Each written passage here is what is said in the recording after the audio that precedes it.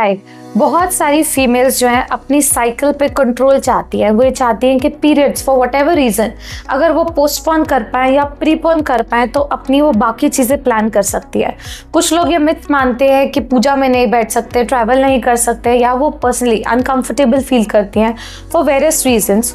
तो उनके लिए आज ये वीडियो है ये समझने के लिए कि कैसे वो अपने पीरियड्स को प्रीपोन या पोस्टपोन कर सकती है। तो इसके लिए समझना ज़रूरी है कि पीरियड्स आखिर होते क्यों है। तो सबसे पहली बात तो जब आपकी ब्लीडिंग होती है उसको हम बोलते हैं डे 1 ऑफ द साइकिल।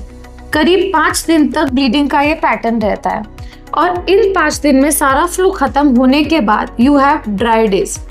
इस दौरान आपकी बॉडी में अंडादानी में एक अंडा बनना शुरू होता है और उससे रिलीज होता है हार्मोन जिसे कहते हैं ईस्ट्रोजन, और ये जाके एक्ट करता है बच्चादानी की परत पे। ये बच्चादानी की परत को बनाता है। जब ये बच्चादानी की परत मिडिल ऑफ द साइकिल में, यानी 28 दिन की अगर साइकिल है, 14 दिन के करीब मैक्सिमम हो जाती है, तो ये जो अंडा है शरीर में रिलीज हो जाता है। अब जब ये रिलीज होता है तब बनता है प्रोजेस्टेरॉन हार्मोन। प्रोजेस्टेरॉन हार्मोन इस लाइनिंग की परत को मैच्योरिटी में हेल्प करता है ताकि अगर प्रेगनेंसी आनी है तो उसको सपोर्ट मिले। तो पीरियड के पहले दिन के करीब से अगर हम हार्मोन की बात करते हैं तो जो ईस्ट्रोजन हार्मोन है वो धीरे धीरे राइज करता है और फिर उसके बाद वो लेवल आउट हो जाता है, नीचे हो जाता है। वेराज जो प्रोजेस्टेरॉन हार्मोन है वो शरीर में अंडा रिलीज होने पे ही राइज करता है और ये पीक करता है आपके एग रिलीज होने के बाद। पर इसकी वैल्यू जो फॉल करती है, और ईस्ट्रोजन तो ऑलरेडी कम हो रहा होता है, इसके विड्रॉल की वजह से, इसके लेवल्स की कमी की वजह से आते हैं पीरियड्स। अब 2 तरीके हैं पीरियड्स को बिल्कुल अपने हिसाब से टाइम करने के। एक तो ये है कि हम प्रोजेस्टेरॉन यहाँ पे और देते जाएं कि ये लेवल कम ही ना हो। अगर हम ऐसा करेंगे तो ये जब तक मेंटेन रहेंगे लेवल्स तब तक पीरियड नहीं आएंगे। तो साइकिल को अगर हम डिले करना चाहते हैं तो मार्केट में प्रोजेस्टेरॉन्स की दवाई आती है जो आपको अपनी एक्सपेक्टेड डेट से 2 या 3 दिन पहले लेनी शुरू करनी चाहिए। जब आपने इसको 2-3 दिन पहले शुरू किया और इसको लेते रहेंगे तो आपके पीरियड्स डिले हो सकते हैं। पर कितने दिन तक ऐसा कर सकते हैं? आमतौर पे 5 से 7 दिन अगर आप ऐसे डिले कर रहे हैं तो कोई दिक्कत नहीं आती है। पर अगर मोर देन 7 डेज आप दवाई लेते हैं तो हो सकता है आपको बीच में स्पॉटिंग स्टार्ट हो जाए, क्योंकि ये जो लाइनिंग है अब वो ढंग से मेंटेन नहीं होगी और हो सकता है उसमें ब्लीडिंग के चांसेस हो। तो डिले करना तभी एडवाइजेबल है जब शॉर्ट पीरियड के लिए करना है और आपको अपना साइकिल लेंथ अच्छे से पता है और आप उसको अकॉर्डिंगली दवाइयों से थोड़ा सा पुश बैक कर सकते हैं। और अगर हम बात करें पीरियड्स को हम प्रीपोन करना चाहते हैं तो वो कैसे कर सकते हैं उसके बारे में डिस्कस।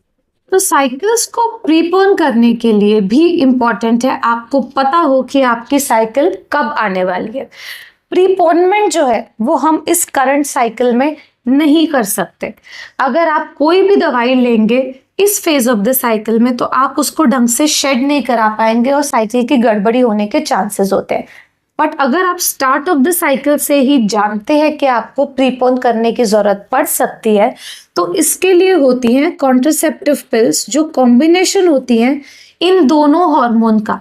अब ये दोनों हार्मोन अगर हम बाहर से लेते हैं और लगातार लेते रहते हैं पीरियड के 2 से 3 दिन तक, तो बॉडी में ये जो हार्मोन के बढ़ाव घटाव हो रहे हैं वो नहीं होते हैं और इसकी वजह से जो हार्मोन का एक लेवल है वो पूरा टाइम मेंटेन रहता है, ईस्ट्रोजन का भी और प्रोजेस्टेरॉन का भी। तो आप जितने दिन दवाई लेते हैं उतने दिन तक लेवल मेंटेन्ड होता है और जब दवाई छोड़ देते हैं लेवल फॉल करता है, उसके 4-5 दिन के अंदर आपको पीरियड्स आ जाते हैं। अब ये estrogen, progesterone, contraceptive pills, birth control pills, Mala D, मालाइन, इन सब अलग अलग ब्रांड नेम से आता है और होता है ये 21 दिन का कोर्स है या 24 दिन का कोर्स है। अगर आप इसे 16-17 दिन भी लेते हैं और उसके बाद छोड़ते हैं तो नेक्स्ट 4-5 दिन में भी पीरियड एक्सपेक्टेड होते हैं।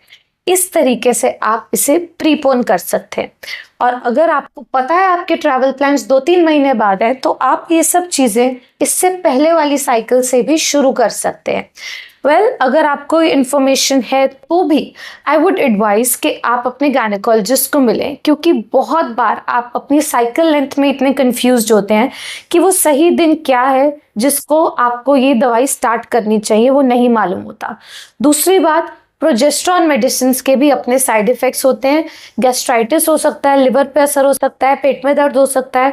बहुत सारे लोगों के लिए प्रोजेस्टेरॉन हार्मोन सूटेबल ही नहीं होता है। तो ये आपके लिए फिट है या नहीं है, इसके लिए आपको गायनेकोलॉजिस्ट की सलाह लेनी चाहिए।